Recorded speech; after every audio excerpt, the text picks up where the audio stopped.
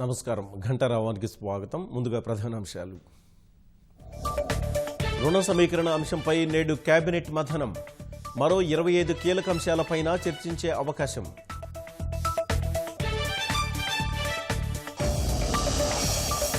పెన్నా నది ఘటనలో మరో 2 మృతదేహాల వెలికితీత. మరో 3 కోసం జల్లెడ. నిన్న 7 గల్లంతు.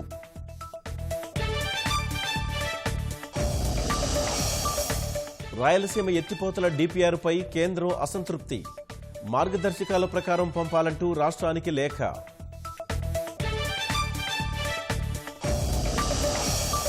నేడు కడప జిల్లాలో కేంద్ర బృందం పర్యటన. నివర్-తుపాను పంట నష్టం అంచనాకు కసరత్తు.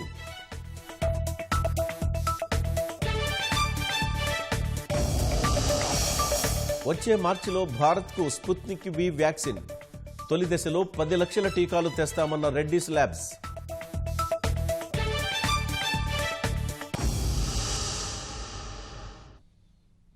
కడప జిల్లా సిద్ధవటం పెన్నా నదిలో గల్లంతైన 7 యువకుల్లో మరో 2 మృతదేహాలు బయటపడ్డాయి. నిన్న పెన్నా నదిలో 7 యువకులు గల్లంతయ్యారు. నిన్ననే పోలీసులు 2 మృతదేహాలను వెలికితీశారు. స్నేహితుడి తండ్రి కర్మకాండకు హాజరైన జగదీష్, తరుణ్, షణ్ముఖం, రాజేష్, సోమశేఖర్, యశ్వంత్, సతీష్ సహా 11 మంది యువకులు భోజనం చేశాక సరదాగా పెన్నా నది వద్దకు వెళ్లారు. ఈత కొట్టేందుకు 7 యువకులు నదిలోకి దిగారు. గల్లంతైన వారు తిరుపతి పట్టణం కోర్లగుంట్లకు చెందిన వారుగా గుర్తించారు. నిన్న 2 మృతదేహాలు దొరక్క మిగిలిన మృతదేహాల కోసం పోలీసులు గాలింపు చేపట్టారు.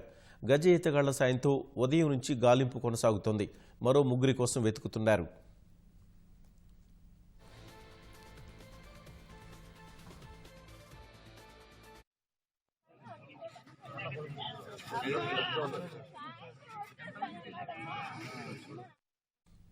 కడప జిల్లా సిద్ధవటం పెన్నా నదిలో గల్లంతైన 7 యువకుల్లో మరో 2 మృతదేహాలు బయటపడ్డాయి. నిన్న పెన్నా నదిలో 7 యువకులు గల్లంతయ్యారు. నిన్ననే పోలీసులు 2 మృతదేహాలను వెలికితీశారు. స్నేహితుడి తండ్రి కర్మకాండకు హాజరైన జగదీష్, తరుణ్, షణ్ముఖం, రాజేష్, సోమశేఖర్, యశ్వంత్, సతీష్ సహా 11 మంది యువకులు భోజనం చేశాక సరదాగా పెన్నా నది వద్దకు వెళ్లారు. ఈత కొట్టేందుకు 7 యువకులు నదిలోకి దిగారు. గల్లంతైన వారు తిరుపతి పట్టణం కోర్లగుంట్లకు చెందిన వారిగా గుర్తించారు. నిన్న 2 మృతదేహాలు దొరకగా మిగిలిన మృతదేహాల కోసం పోలీసులు గాలింపు చేపట్టారు. గజ ఈతగాళ్ల సాయంతో ఉదయం నుంచి గాలింపు కొనసాగుతోంది. మరో 3 కోసం వెతుకుతున్నారు.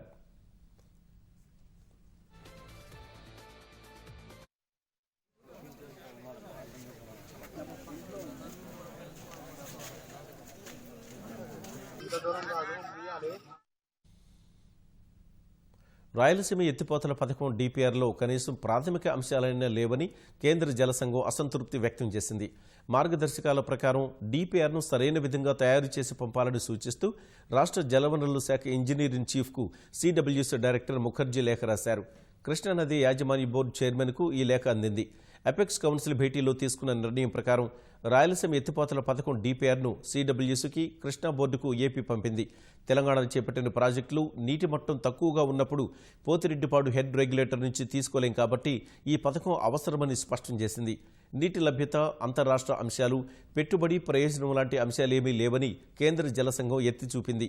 బుధవారం ఢిల్లీలో కేంద్ర మంత్రి గజేంద్ర సింగ్ షెకావత్తో సీఎం జగన్ భేటీ అయి ఎత్తిపోతల పథకానికి త్వరగా అనుమతులివ్వాలని కోరినట్టు తెలిసింది. ఆ తర్వాత కేంద్ర మంత్రి సిడబ్ల్యూసీ అధికారులతో మాట్లాడగా డిపిఆర్ వచ్చిందని, అందులో కనీస వివరాలైనా లేవని చెప్పినట్లు సమాచారం.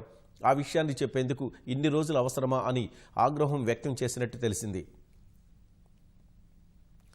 రాష్ట్ర గృహ నిర్మాణ సంస్థ చేపట్టే టెండర్ల ప్రక్రియలో జ్యుడిషియల్ ప్రివ్యూకు నిపుణుల కమిటీని నామినేట్ చేస్తూ గృహ నిర్మాణ శాఖ ఆదేశాలు జారీ చేసింది. AP housing board chief engineer సహా ఇతర ప్రభుత్వ శాఖలకు చెందిన చీఫ్ ఇంజనీర్లతో నిపుణుల కమిటీని నామినేట్ చేస్తూ ఆ శాఖ కార్యదర్శి అజయ్ జైన్ ఉత్తర్వులు ఇచ్చారు. న్యాయ సమీక్షకు నిపుణుల కమిటీ సూచనలు, సలహాలు ఇస్తుందని ఉత్తర్వుల్లో తెలిపింది. పారదర్శకత కోసం ప్రతి టెండర్కు సంబంధించిన అంశాలను అధ్యయనం చేసి సిఫార్సులు చేయనుందని ప్రభుత్వం తెలిపింది. ప్రధాని నరేంద్ర మోదీ ఇవాళ మధ్యప్రదేశ్లో కిసాన్ కళ్యాణ్ పథకాన్ని ప్రారంభించనున్నారు. మధ్యాహ్నం వీడియో కాన్ఫరెన్స్ ద్వారా జరిగే కార్యక్రమంలో ఆ రాష్ట్ర రైతులను ఉద్దేశించి ప్రసంగిస్తారు. కేంద్రం ఇటీవల తీసుకొచ్చిన సాగు చట్టాల వల్ల కలిగే ప్రయోజనాలను ప్రధాని మోదీ వివరించనున్నారు. మరోవైపు నూతన వ్యవసాయ చట్టాలను వెనక్కి తీసుకోవాలని ఢిల్లీ సరిహద్దుల్లో ఆందోళన చేస్తున్న రైతులతో చర్చలు జరిపేందుకు కేంద్ర వ్యవసాయ శాఖ మంత్రి నరేంద్ర సింగ్ తోమర్ వారికి లేఖ రాసి చాలా ప్రయత్నాలు చేశారని ప్రధాని అన్నారు. రైతులంతా ఈ లేఖను చదవాలని ట్విట్టర్ ద్వారా విజ్ఞప్తి చేశారు. రైతులకు తోమర్ రాసిన లేఖ ఎక్కువ మందికి చేరేలా చూడాలని దేశ ప్రజలకు విజ్ఞప్తి చేశారు. దేశంలో అమలు చేస్తున్న వ్యవసాయ సంస్కరణలు కొన్నేళ్ల నుంచి పూర్తిగా రైతులు, విపక్షాలు కోరుకున్న విధంగానే ఉన్నాయని తెలిపారు. రైతుల సంక్షేమానికి కేంద్రం ఎల్లప్పుడూ కట్టుబడి ఉందని ప్రధాని స్పష్టం చేశారు. రాబోయే 2 ఏళ్లలో భారత్లోని రహదారులపై టోల్ గేట్లు లేని వ్యవస్థ అందుబాటులోకి వస్తుందని కేంద్ర రహదారి రవాణా శాఖ మంత్రి నితిన్ గడ్కరీ తెలిపారు. ఇందుకోసం జీపీఎస్ ఆధారిత టోల్ వసూలు విధానం ఖరారు చేసినట్లు వెల్లడించారు. జీపీఎస్ ఆధారంగా వాహనాల కదలికల్ని గుర్తించి నేరుగా వాహనదారుడి బ్యాంకు ఖాతా నుంచే టోల్ ఛార్జీలు మినహాయించుకునే వ్యవస్థ అందుబాటులోకి వస్తుందని నితిన్ గడ్కరీ వెల్లడించారు. ప్రస్తుతం అన్ని వాణిజ్య వాహనాలు ట్రాకింగ్ వ్యవస్థతో వస్తున్నందున కొత్త పద్ధతి అమలుకు ఎలాంటి సమస్య రాదని వివరించారు. పాత వాహనాల్లో సైతం జీపీఎస్ వ్యవస్థను అందుబాటులోకి తెచ్చేందుకు కేంద్ర ప్రభుత్వం ప్రణాళిక రచిస్తోందని గడ్కరీ తెలిపారు. అన్ని వసూళ్లకు జీపీఎస్ విధానం అమలు చేయడం వల్ల వచ్చే 5 ఏళ్లలో టోల్ వసూళ్లు 1,34,000 కోట్ల రూపాయలకు చేరుతాయని నితిన్ గడ్కరీ తెలిపారు. పార్లమెంట్ సభ్యుడిగా తన హక్కులు కాపాడాలని కాంగ్రెస్ నేత రాహుల్ గాంధీ స్పీకర్ ఓం బిర్లాకు విజ్ఞప్తి చేశారు. బుధవారం రక్షణ రంగ పార్లమెంటరీ కమిటీలో మాట్లాడేందుకు తనను అనుమతించలేదనే కారణంతో రాహుల్ భేటీ నుంచి వాకౌట్ చేశారు. కమిటీ చైర్మన్ జువల్ ఓరం తనకు మాట్లాడే అవకాశం ఇవ్వనందని వాకౌట్ చేస్తున్నట్లు రాహుల్ ఆరోపించారు. ఈ నేపథ్యంలో స్పీకర్కు లేఖ రాసిన రాహుల్ ఎజెండా నుంచి కమిటీ పక్కకు వెళ్లకుండా చూసే హక్కు సభ్యుడిగా తనకుందని స్పష్టం చేశారు. తాను చెప్పిన అంశాలతో విభేదించే హక్కు కమిటీకి కూడా ఉందన్న రాహుల్ చైర్మన్ తనకు మాట్లాడే హక్కు ఇవ్వకపోవడం విచారకరమని అన్నారు. స్పీకర్ జోక్యం చేసుకుని సభ్యుల హక్కులు కాపాడాలని విజ్ఞప్తి చేశారు. భాజపా అధ్యక్షుడు జేపీ నడ్డా ఇటీవల బంగాల్ పర్యటన సందర్భంగా జరిగిన దాడి ఘటనలో నిర్లక్ష్యంగా వ్యవహరించారనే కారణంతో 3 ఐపీఎస్ అధికారుల్ని కేంద్ర సర్వీసులకు డిప్యూటేషన్కు పంపుతూ నిర్ణయం తీసుకున్న కేంద్రం ఈ అంశంలో ఆ రాష్ట్ర ప్రభుత్వానికి మరోసారి లేఖ రాసింది. ఈ మేరకు బంగాల్ ప్రభుత్వ కార్యదర్శికి లేఖ రాసిన కేంద్ర హోంశాఖ ఆ అధికారుల్ని వెంటనే రిలీవ్ చేయాలని సూచించింది. ఇలాంటి సందర్భాల్లో రాష్ట్రాలతో విభేదాలు తలెత్తినప్పుడు ఐపీఎస్ కేడర్ నిబంధనల ప్రకారం కేంద్రం జోక్యం చేసుకుంటుందని హోంశాఖ స్పష్టం చేసింది. కేంద్రంతో రాష్ట్ర ప్రభుత్వాలు విభేదిస్తే కేంద్ర నిర్ణయాలపై దాని ప్రభావం పడుతుందని స్పష్టం చేసింది. 3 ఐపీఎస్ అధికారులను డిప్యూటేషన్పై పంపించాలన్న కేంద్ర నిర్ణయాన్ని బంగాల్ ముఖ్యమంత్రి మమతా బెనర్జీ తిరస్కరించారు. ఇలాంటి నిర్ణయాలు సమాఖ్య స్ఫూర్తిని దెబ్బతీస్తాయని స్పష్టం చేశారు. కరోనా కట్టడి కోసం రష్యా రూపొందిస్తున్న స్పుత్నిక్ వి టీకాను భారత్లో వచ్చే ఏడాది మార్చి నుంచి అందుబాటులోకి తీసుకురావాలని భావిస్తున్నట్లు డాక్టర్ రెడ్డీస్ ల్యాబొరేటరీస్ తెలిపింది. తొలి దశలో 10 లక్షల టీకాలను అందుబాటులోకి తీసుకురానున్నట్లు ఆ సంస్థ గ్లోబల్ హెడ్ ఠాకూర్ పేర్వానీ వెల్లడించారు. స్పుత్నిక్ వి టీకాపై భారత్లో జరుగుతున్న క్లినికల్ పరీక్షలు మార్చిలో పూర్తవుతాయని ఆయన అంచనా వేశారు. ఆ తర్వాత వాటి పంపిణీ ప్రారంభమవుతుందని ఆయన తెలిపారు. పౌర సరఫరాల కార్పొరేషన్ ద్వారా 5,000 కోట్ల రుణ సమీకరణ సహా కీలక నిర్ణయాలపై రాష్ట్ర మంత్రివర్గం చర్చించనుంది. సచివాలయంలో ముఖ్యమంత్రి జగన్ అధ్యక్షతన ఉదయం 11 గంటలకు కేబినెట్ సమావేశం కానుంది. వైద్య కళాశాలల నిర్మాణానికి రాష్ట్ర వైద్య విద్య పరిశోధన కార్పొరేషన్ ఏర్పాటు అంశంపైన చర్చించనున్నారు. 26 అంశాలపై చర్చించేందుకు ఉదయం 11 గంటలకు సచివాలయంలో సీఎం జగన్ అధ్యక్షతన రాష్ట్ర మంత్రివర్గం భేటీ అవనుంది. పౌర సరఫరాల కార్పొరేషన్ ద్వారా 5,000 కోట్ల రుణాన్ని తీసుకునే అంశంపై చర్చించి నిర్ణయం తీసుకోనుంది. రాష్ట్రంలో నూతన పర్యాటక విధానంపై చర్చించి ఆమోదించనున్నారు. వైద్య విద్య పరిశోధన కార్పొరేషన్ ఏర్పాటుకు మంత్రివర్గం ఆమోద ముద్ర వేయనుంది. రాష్ట్రంలోని వైద్య కళాశాలల నిర్మాణాన్ని ఈ సంస్థ పర్యవేక్షించనుంది. సర్వే, సరిహద్దుల చట్ట సవరణపైన చర్చించనున్న మంత్రివర్గం తగు నిర్ణయం తీసుకునే అవకాశముంది. తిరుపతిలో ల్యాండ్ సర్వే అకాడమీ ఏర్పాటుతో పాటు 40 ఎకరాల భూ కేటాయింపు అంశంపై కేబినెట్లో చర్చ జరగనుంది. మరోవైపు జనవరి 9న అమ్మఒడి పథకం అమలుకు అనుమతి ప్రతిపాదనను కేబినెట్ ఆమోదించనుంది. రైతు భరోసా 3వ విడత ఆర్థిక సాయం అందించేందుకు అనుమతి కోరుతూ వచ్చిన ప్రతిపాదనకు కేబినెట్ పచ్చజెండా ఊపనుంది.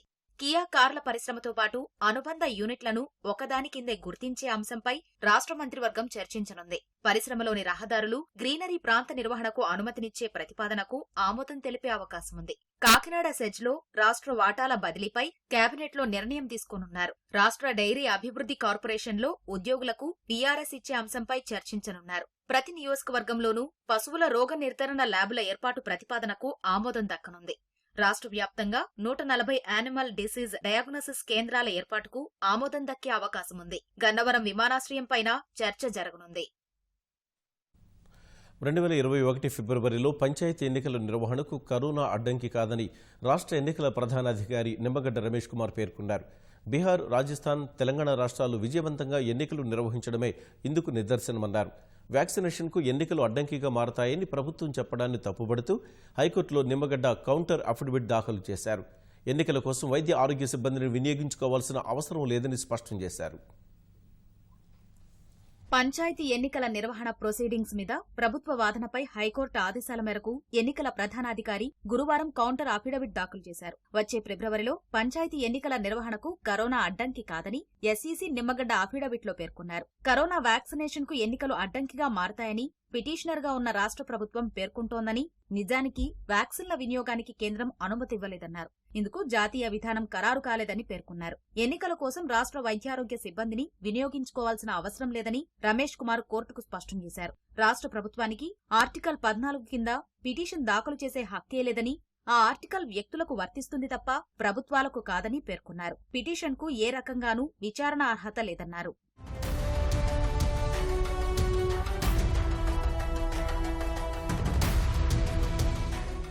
రాష్ట్రంలో కరోనా తగ్గుముఖం పట్టడంతోనే స్థానిక సంస్థల ఎన్నికలు నిర్వహించాలని భావించామని ఎస్ఈసీ రమేష్ కుమార్ అఫిడవిట్లో పేర్కొన్నారు. రాష్ట్రంలో సాధారణ పరిస్థితులు ఏర్పడాలని పాఠశాలలు, సినిమా హాళ్లు, మాల్స్ తెరిచేందుకు ప్రభుత్వం అనుమతించిందని గుర్తు చేశారు. అత్యంత ఎక్కువ జనసాంద్రత ఉన్న హైదరాబాద్లో జీహెచ్ఎంసీ ఎన్నికలు నిర్వహించిన తెలంగాణ ప్రభుత్వం నుంచి నివేదిక తీసుకున్నామని తెలిపారు. మరోవైపు రాజస్థాన్లో స్థానిక సంస్థల ఎన్నికల నిర్వహణకు సుప్రీంకోర్టు అంగీకరించిందని కోర్టు దృష్టికి తెచ్చారు. బీహార్లో కోవిడ్ కారణంగా శాసనసభ ఎన్నికల వాయిదాకు సుప్రీంకోర్టు అంగీకరించిన విషయాన్ని పరిగణలోకి తీసుకున్నామన్నారు. రక్షణ చర్యల మధ్య ఆ రాష్ట్ర ఎన్నికలు విజయవంతంగా జరిగాయని పేర్కొన్నారు.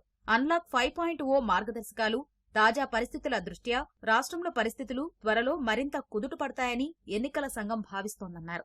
రాష్ట్ర ఎన్నికల ప్రధానాధికారిగా వీటన్నింటినీ పరిగణలోకి తీసుకునే ఎన్నికలు నిర్వహించాలనుకున్నామని వివరించారు. అక్టోబర్ 21న ప్రభుత్వ ప్రధాన కార్యదర్శితో చర్చించగా ఎన్నికల నిర్వహణకు ఉన్న అభ్యంతరాలను పేర్కొంటూ గణాంకాలను జత చేస్తూ లేఖ ఇచ్చారని తెలిపారు. కరోనా రెండో వేవ్ వచ్చే అవకాశముందనే అభ్యంతరాన్ని నోటిమాటగానే పేర్కొన్నారని తెలిపారు.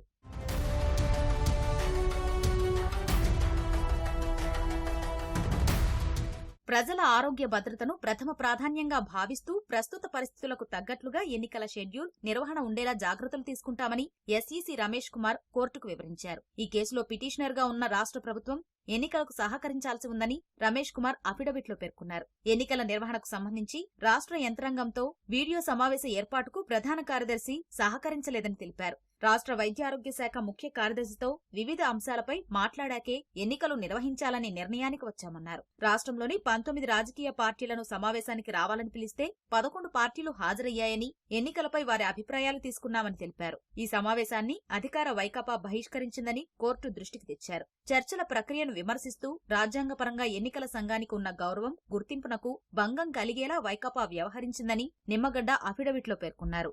ఇప్పటికే ఆచరణలో ఉన్న న్యాయ సూత్రాలకు పిటిషనర్ వాదన పూర్తి విరుద్ధమని, ఒకసారి ఎన్నికల ప్రక్రియ ప్రారంభమయ్యాక జోక్యం చేసుకునే హక్కు లేదని సుప్రీంకోర్టు పేర్కొందని రమేష్ కుమార్ తెలిపారు. ఈ మధ్యే కేరళ రాష్ట్ర ఎన్నికల సంఘం ఇచ్చిన స్థానిక ఎన్నికల నోటిఫికేషన్ను కొందరు సవాల్ చేస్తూ వేసిన రిట్ పిటిషన్ను ఆ రాష్ట్ర హైకోర్టు కొట్టివేసిన విషయాన్ని ప్రస్తావించారు. పిటిషనర్ సుప్రీంకోర్టును ఆశ్రయించినా ఎన్నికలపై స్టే ఇచ్చేందుకు నిరాకరించిందని నిమ్మగడ్డ గుర్తు చేశారు.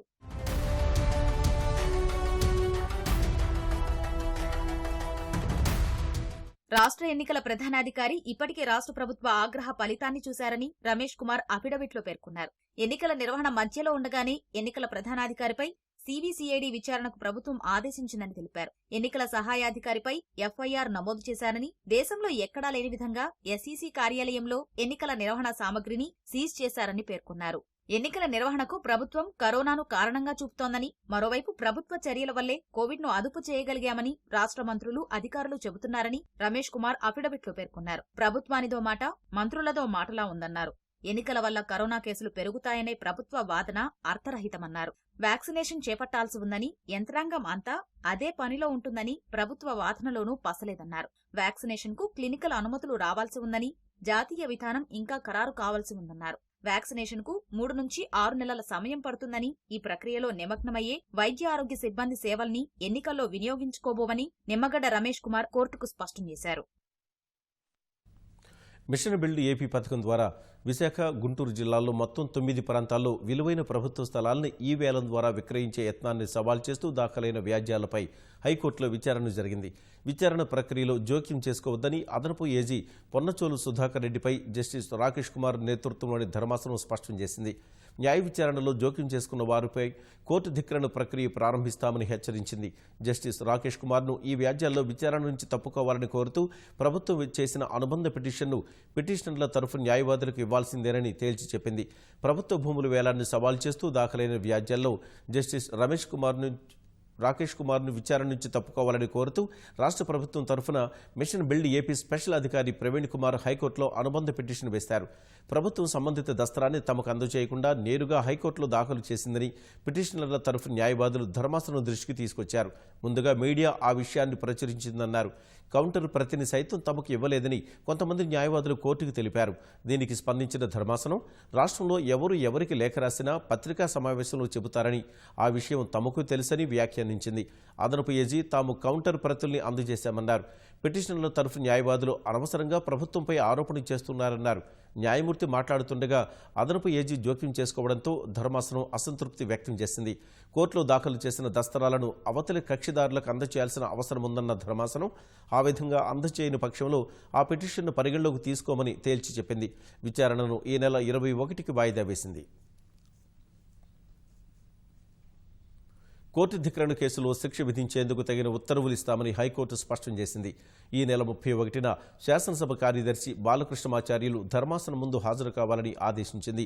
శాసనసభలో పనిచేసే పిటిషనర్లు, టైపిస్టులు, ఆఫీస్ అసిస్టెంట్లకు ఇంక్రిమెంట్లు, జీతాలపై 2017లో హైకోర్టు ఇచ్చిన ఉత్తర్వులు అమలు చేయలేదంటూ దాఖలైన ధిక్కరణ వ్యాజ్యంపై హైకోర్టు విచారణ చేపట్టింది. శాసనసభ కార్యదర్శి బాలకృష్ణమాచార్యులు కోర్టు ధిక్కరణకు పాల్పడినట్టు ప్రాథమికంగా అభిప్రాయపడింది. శిక్ష విధించే నిమిత్తం విచారణను ఈ నెల 31కి వాయిదా వేస్తూ ఆ రోజు హాజరు కావాలని శాసనసభ కార్యదర్శిని ఆదేశించింది. విజయవాడలో గురువారం జరిగిన బీసీ సంక్రాంతి సభకు హాజరైన 2 ప్రకాశం జిల్లా మార్కాపురం వాసులు అస్వస్థతకు గురవగా వారిలో ఒకరు మరణించారు. అస్వస్థతకు గురైన వెంటనే వారిద్దరిని మంగళగిరి ఎన్ఆర్ఐ ఆసుపత్రికి తీసుకువెళ్లగా ఒకరు అప్పటికే మృతి చెందారు. కోలుకున్న మరొక యువకుడిని తీసుకెళ్లవచ్చని వైద్యులు ధృవీకరించగా మృతుడు బ్రహ్మయ్య మృతదేహాన్ని అతని తరఫు వారు తీసుకెళ్లిపోయారు. పోస్టుమార్టం కాకుండా తీసుకువెళ్లడం విమర్శలకు దారితీసింది. మరోవైపు బ్రహ్మయ్యది ముమ్మాటికి ప్రభుత్వ హత్యనని తెలుగుదేశం రాష్ట్ర అధ్యక్షుడు అచ్చెన్నాయుడు ఆరోపించారు. బడుగుల ప్రాణాలపై జగన్ చిత్తశుద్ధి మరోసారి స్పష్టమైందన్నారు. బాధిత కుటుంబానికి ₹1 కోటి పరిహారం ఇవ్వాలన్నారు. వైకాపా నేతలు, మంత్రులకు అవని ఫుడ్ పాయిజనింగ్ సామాన్యులకు ఎలా అయిందని ప్రశ్నించారు. మరోవైపు చనిపోయిన వ్యక్తి మృతదేహాన్ని ఎవరు మాయం చేశారని కాలువ శ్రీనివాసులు నిలదీశారు. ఆరోగ్యశ్రీ ట్రస్ట్ సీఈఓ ఎన్ఆర్ఐ ఆసుపత్రికి ఫోన్ చేసిన వెంటనే మృతదేహం కనిపించకుండా పోయిందని ఆరోపించారు. ఈ ఘటనపై ముఖ్యమంత్రి తక్షణమే బహిరంగ ప్రకటననివ్వాలని డిమాండ్ చేశారు. నివర్ తుపాను కలిగించిన పంట నష్టం అంచనా కోసం కేంద్ర బృందం కడప జిల్లాలో పర్యటిస్తోంది. ఇప్పటికే రైల్వే కోడూరు, రాజంపేట, కడపలో బృందం సభ్యులు పర్యటించారు. నివర్ తుపానుతో నష్టపోయిన పంటల్ని పరిశీలించి రైతుల్ని అడిగే వివరాలు సేకరిస్తున్నారు. రెడ్డివారిపల్లిలో గుంజనీరు వంతెనను పరిశీలించిన సభ్యులు రెడ్డివారిపల్లె, చీయవరంలో పంటల్ని పరిశీలించనున్నారు.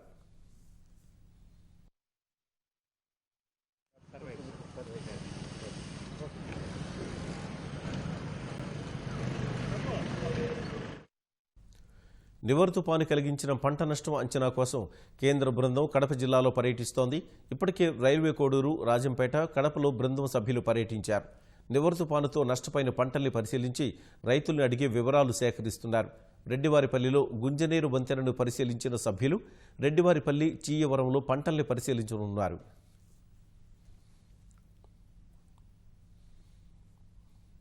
ఏకాదశి, ద్వాదశి పర్వదినాలతో పాటు జనవరి 1న స్వయంగా వచ్చే ప్రముఖులకు మాత్రమే శ్రీవారి దర్శనం కల్పిస్తామని తిరుమల తిరుపతి దేవస్థానం ప్రకటించింది. వీఐపీల సిఫార్సు లేఖలు అనుమతించమని అధికారులు స్పష్టం చేశారు. ఈ 3 రోజుల్లో కరోనా నేపథ్యంలో వైకుంఠ ఏకాదశి సందర్భంగా ఈ నెల 25 నుంచి జనవరి 3 వరకు పరిమిత సంఖ్యలో భక్తుల్ని దర్శనానికి అనుమతిస్తున్నట్లు వెల్లడించారు.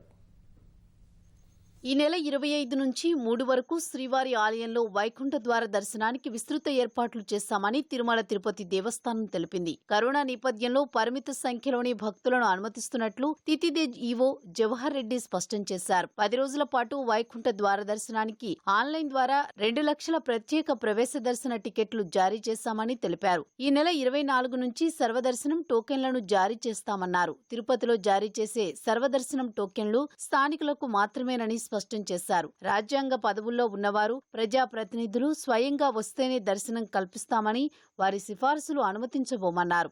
ఈ 25వ తేదీ ముఖ్యంగా 26వ తేదీ 2 రోజులు తాకిడి ఎక్కువగా ఉంటుంది. జనవరి 1వ తేదీ నూతన సంవత్సరం సందర్భంగా కూడా మరి ఎక్కువ సంఖ్యలో భక్తులు వచ్చేదానికి అవకాశం ఉన్నందున విఐపీస్ ఎవరైతే వస్తారో, ఎవరైతే ఈ రాజ్యాంగ పదవుల్లో ఉన్నారో ముఖ్యంగా ఎమ్మెల్యేస్, ఎంపీస్ వీళ్ళకందరికీ కూడా సెల్ఫ్ రావాల్సి ఉంటుంది. వాళ్ళతో పాటు ఇక వాళ్ళకి సంబంధించిన 5 మంది కుటుంబ సభ్యులకి మాత్రమే లిమిట్ చేయడం జరుగుతుంది.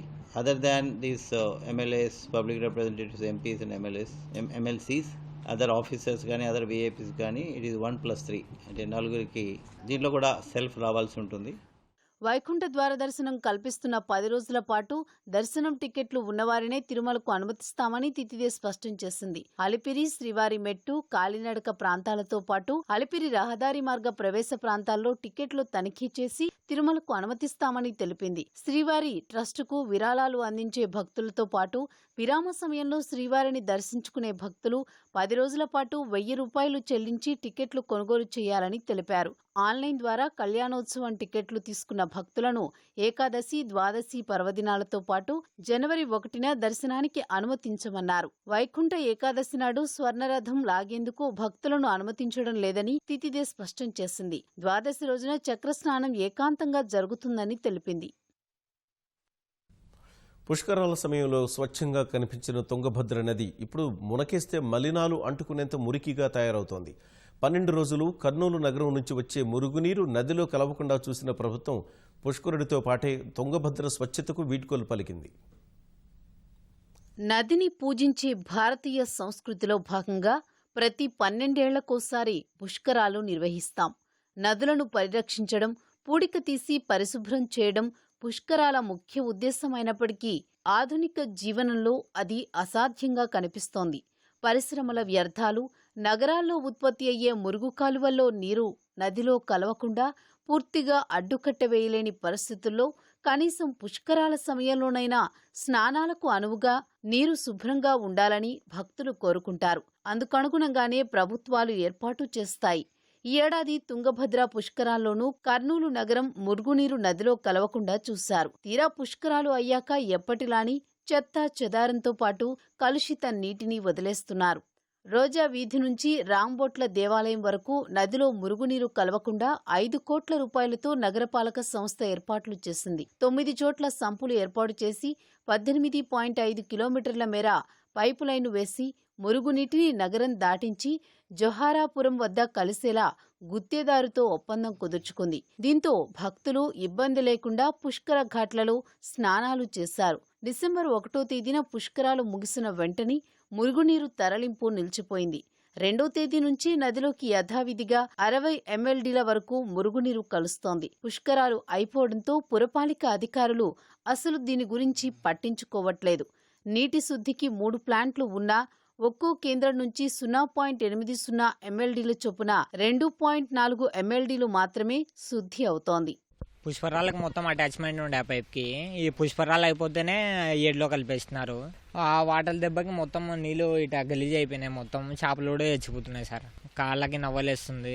అటు ఉంది అందరికి. ఆడ పైన ప్లాంట్ ఉన్నట్టు ఈడ ఒక ప్లాంట్ చేస్తే బాగుంటది. మెల్లు గలీస్తుంది, ఏమంటే అవి చచ్చిపోతాయి సార్ దాని దెబ్బకి. మామూలు ప్రకారం అలా కింద గలీజే. ఇంకా పైకి చెప్పి నీళ్ళు బాగున్నాయి. ఇంకా అవే తాగుతారు. అట్లా బాగా వస్తారు. ఇంకా అలవాటైపోయింది జనాలకి. ఇంకా అది నీళ్ళు తాకినప్పుడు ఇంకా పైకి పోతాం. ఇంకా నీళ్ళంతా గలీజ్ అయిపోతాయి. చాలా మంది ఇంకా అట్లా చేస్తున్నాం. ఇంకా తాగడానికి అయితే ఇంకా వెళ్ళలేదు. ఈ వ్యర్థాలని, ఈ డ్రైనేజ్ వాటర్ ని ఫిల్టర్ చేసి అదే విధంగా తుంగభద్రలో మిక్స్ చేసేనప్పుడు కొంచెమన్నా దిగున ఉన్న ప్రజలకి, పబ్లిక్ కి, ఊర్లకి ఆరోగ్యపరంగా ఉంటుంది. పుష్కరాల సమయంలో చూస్తే స్పష్టంగా నీళ్లు కనిపించేవంటే అంత స్పష్టంగా కనిపించేవి. హడావిడి అంతా అయిపోయిన తర్వాత ఇప్పుడు చూసుకుంటే గతంలో ఎలా ఉండేదో అలానే ఉంది. సేమ్ ఇదే మారలేదు. ఇంకా పుష్కరాలు వచ్చినప్పుడు మాత్రమే వాళ్ళు వచ్చి మొత్తం క్లీన్ చేయడం కానీ మొత్తం వేరే దాని పైప్స్ లైన్ మార్చడం కానీ అవన్నీ చేశారు. ఎందుకు వేరే వేరే బయట నుంచి వస్తారు జనాలు, పొలిటీషియన్స్ వస్తారు, మినిస్టర్స్ వస్తారని చెప్పి చేసినారు. పర్మనెంట్గా దాన్ని ఎక్కడో కిందికి తీసుకుపోయి వదిలిపెడితే బాగుంటుంది సార్. శుద్ధి చేయడానికి తయారయ్యింది కానీ దాన్ని చేయడం లేదు. క్లీన్ చేసి వదిలితే బాగుంటుంది నది. తాగనికి కూడా కష్టమే. నీళ్ళు తాగాలంటే మేము ఏమైనా బండికి ఉసుక గీసుకపోతే ఎండాకాలం నీళ్ళు తాగాలంటే తాగం మేము ఈ నీళ్లు ఇంటికా నుంచే తెచ్చుకోవాలా. గంగా స్నానం తుంగపానం అని చెప్పేసి చరిత్ర చెప్తుంది మనకి. ఈ రోజు మళ్ళీ అంత ఖర్చు పెట్టి మళ్ళీ డ్రైనేజ్ వాటర్ నదిలో వదులు అంటే అధికారులు ప్రజలపైన ఎలాంటి శ్రద్ధ ఉందో దీన్ని బట్టి తెలుస్తుంది. 5 కోట్ల ఖర్చుతో ఆదరాబాదరాగా తాత్కాలిక పనులు చేపట్టే బదులు శాశ్వత పరిష్కారం దిశగా ఆలోచించాలని స్థానికులు అభిప్రాయపడుతున్నారు. దక్షిణాదిన భారతీయ జనతా పార్టీ వేగంగా పుంజుకుంటున్న కేరళలో జరిగిన స్థానిక సంస్థల ఎన్నికల్లో మాత్రం సత్తా చాటలేకపోయింది. కమలదళం ప్రతిష్టాత్మకంగా తీసుకున్న కేరళ రాజధాని తిరువనంతపురం సహా అన్ని కార్పొరేషన్లలో ప్రభావం చూపలేకపోయింది. పార్టీ కీలక నేతలే ఓటమి పాలు కావాల్సి వచ్చింది. స్థానిక సంస్థల ఎన్నికల్లో భాజపా కేవలం ప్రకటనలకే పరిమితమైందన్న వాదనలు వినిపిస్తున్నాయి. కేంద్రం అమలు చేస్తున్న పథకాలు, అభివృద్ధి, శబరిమల ఆలయంలోకి మహిళల ప్రవేశం అంశాలను నాయకులు బలంగా ఓటర్లలోకి తీసుకువెళ్లలేదన్న అభిప్రాయాలు వ్యక్తమవుతున్నాయి. అయితే తమను ఓడించడానికి ఎల్డీఎఫ్తో యూడీఎఫ్ జతకట్టిందని భాజపా ఆరోపించింది. మక్కల్ నీతిమయ్యం పార్టీ అధినేత కమల్ హాసన్పై తమిళనాడు ముఖ్యమంత్రి పళనిస్వామి విమర్శలు గుప్పించారు. కమల్ బిగ్ బాస్ లాంటి కార్యక్రమాలు నిర్వహిస్తున్నారని విమర్శించిన పళనిస్వామి వీటి వల్ల పిల్లలు మాత్రమే కాకుండా మంచి కుటుంబాలు నాశనమవుతాయని అన్నారు. రాజకీయాల గురించి కమల్కు ఏం తెలుసని ప్రశ్నించారు. ప్రజలకు మంచి చేయని కమల్ హాసన్పై ఎవరూ ఆశలు పెట్టుకోలేరని వ్యాఖ్యానించారు. కమల్ రాజకీయ నాయకుడు అనే భావనను మీడియా కల్పిస్తోందన్నారు. అటు పళనిస్వామి వ్యాఖ్యలపై వ్యంగ్యంగా స్పందించిన కమల్ హాసన్ ఆయన తన బిగ్ బాస్ కార్యక్రమాన్ని వీక్షిస్తున్నందుకు సంతోషమని అన్నారు. త్రివిధ దళాలు 28,000 కోట్ల రూపాయలు విలువైన ఆయుధాలు, ఇతర సామగ్రిని సమకూర్చుకునేందుకు రక్షణ శాఖ అనుమతి ఇచ్చింది. లద్దాఖ్ సరిహద్దుల్లో చైనాతో ఉద్రిక్త వాతావరణం వేళ ఈ మేరకు రక్షణ శాఖ మొత్తం 7 ప్రతిపాదనలకు పచ్చజెండా ఊపడం ప్రాధాన్యం సంతరించుకుంది. త్రివిధ దళాలకు అవసరమైన ఆయుధాలు, సామగ్రి మొత్తాన్ని దేశీయ సంస్థల నుంచే సేకరించనున్నట్లు రక్షణ శాఖ అధికారి ఒకరు తెలిపారు. తద్వారా భారత్లో తయారీ, ఆత్మనిర్భర్ కార్యక్రమాలకు దన్నుగా నిలిచినట్లవుతుందని చెప్పారు. వాయుసేన కోసం డిఆర్డీఓ అభివృద్ధి చేసిన వ్యవస్థలతో పాటు నౌకాదళానికి అత్యాధునిక ఆఫ్షోర్ పెట్రోలింగ్ సౌకర్యాలు, సైన్యానికి మాడ్యులర్ బ్రిగేడ్స్ సమకూరనున్నాయి. చైనా, భారత్ మధ్య జరిపే తదుపరి చర్చలు తూర్పు లద్దాఖ్లోని వాస్తవాధీన రేఖ వెంబడి సహా ఫింగర్ పాయింట్ల వద్ద నెలకొన్న సమస్యలను పరిష్కరించడానికి ఆమోదయోగ్యమైన పరిష్కారం లభిస్తుందని విదేశాంగ శాఖ పేర్కొంది. ఇరుపక్షాలు దౌత్య, సైనిక మార్గాల ద్వారా చర్చలు కొనసాగుతాయన్న విదేశాంగ శాఖ అధికార ప్రతినిధి అనురాగ్ శ్రీవాస్తవ ఈ చర్చలు ఇరుపక్షాలు తమ స్థానాలపై అవగాహన పెంచుకోవడానికి దోహదపడ్డాయని చెప్పారు. భారత్, చైనా మధ్య మరో దఫా చర్చలు ఎప్పుడు ఉంటాయనే విషయంపై శ్రీవాస్తవ స్పష్టత ఇవ్వలేదు. తూర్పు లద్దాఖ్లోని వివిధ పర్వత శ్రేణుల వద్ద 50,000 మంది వరకు భారత దళాలు గస్తీ నిర్వహిస్తున్నాయన్న ఆయన ఇరుపక్షాలకు చెందిన బలగాల ఉపసంహరణకు ఓ నిర్ణయానికి రాలేదన్నారు. చివరిసారిగా నవంబర్ 6న ఇరు దేశాలకు చెందిన అత్యున్నత స్థాయి మిలిటరీ అధికారులు సరిహద్దు వివాదంపై చర్చించినట్లు శ్రీవాస్తవ్ పేర్కొన్నారు. అమెరికాలోని అనేక నగరాల్లో భారీగా మంచు కురుస్తోంది. రహదారులు, ఇళ్లు, చెట్లు శ్వేతవర్ణంలో దర్శనమిస్తున్నాయి. మంచు ఎక్కడికెక్కడ పేరుకుపోవడం వల్ల ప్రజలు రోడ్లపైనే స్కేటింగ్ చేస్తూ మంచును ఆస్వాదిస్తున్నారు. కార్లను పూర్తిగా హిమపాతం కప్పేసింది. న్యూయార్క్లో మంచు ప్రభావం అధికంగా ఉంది. రోడ్లపై మోకాళ్ల లోతు వరకు మంచు పేరుకుపోయింది. ప్రజలు ఇళ్ల నుంచి బయటకు రాలేని పరిస్థితి నెలకొంది.